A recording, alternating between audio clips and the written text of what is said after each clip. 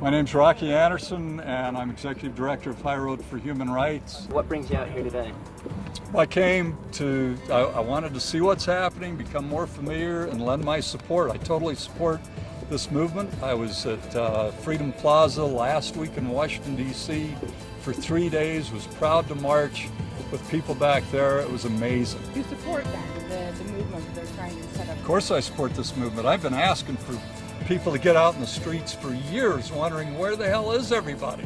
The last decade, I mean, we got lied into the most unconscionable, well, I can't say most unconscionable war because we've had plenty of them in this country, but to invade and occupy Iraq on the pack of lies brought to us by the Bush administration, the human rights abuses, the violations of our treaty obligations, our own domestic law, and zero accountability for that criminality. And now the Obama administration is saying, oh, let's just forget about it. We're going to move forward and not look backward. They're looking out for their own class. They're looking out, as usual, for the powerful, for the wealthy, and we are getting taken. And it's about time that we all stand up and say, we are not going to put up with it anymore. This movement is going to grow and grow. People are going to see this isn't just a bunch of lefties out there. This is about the rights of everybody.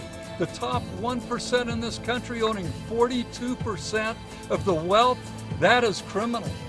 But what's really criminal is the fact that those that we elect to represent our interests are back there like they're on retainer with those firms in Wall Street handing out not millions, billions of dollars in bailouts. And they say the banks are too large to fail, but they don't understand it's the middle class that's too large to fail, but they don't seem to care. Well, you know, everybody's asking about what is the message. This is a beautiful organic movement. A lot of people with a lot of different ideas. There are things that I've read about on their demands that I say, good luck, that's never going to happen. It's unrealistic and it may not even be a good thing. But there are a lot of things that we all agree upon. I hope this movement lasts for 20, 30, 40 years. I hope that people never let up. I hope that we have a new political party, maybe more. I'm talking to some people about the need to form a new political party because those in the two major political parties, we understand.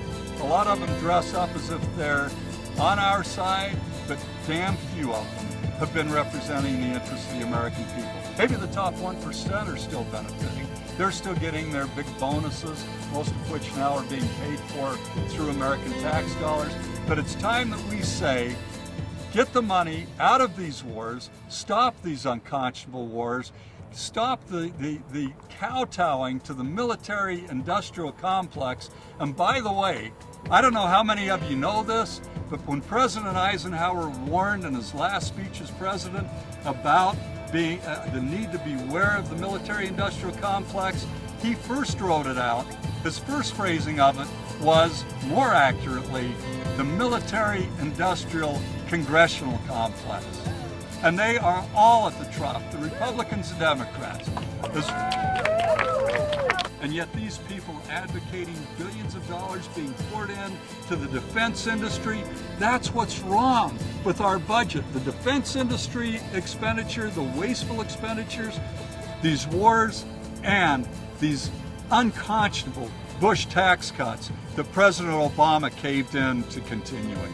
We've got to end these inequities in this country, and by doing so, we'll have a lot more resources for the interests of the American people, build up our infrastructure, provide jobs, provide better educational opportunities.